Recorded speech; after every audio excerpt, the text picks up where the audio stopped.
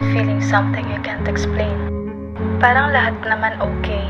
May trabaho, may routine.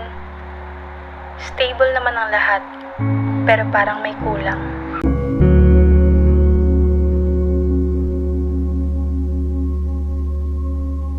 Every morning feels the same, pero deep inside, my heart feels a quiet restlessness.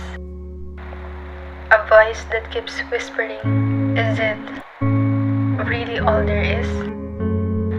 Akala ko burnout lang. Akala ko pagod lang. Pero recently, nare-realize ko na maybe God is trying to wake me up. Waking me up to something deeper. Something real. Alam mo yung gusto mo ng sarili mong simpleng buhay. Buhay na may meaning. Hindi lang routine.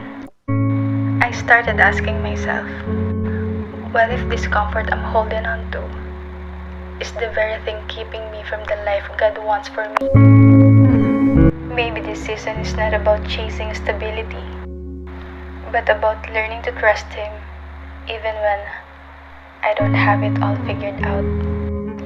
I don't know exactly what's next, pero isa lang ang sigurado. God is stirring something in me. And when He does that, you can't go back to sleep.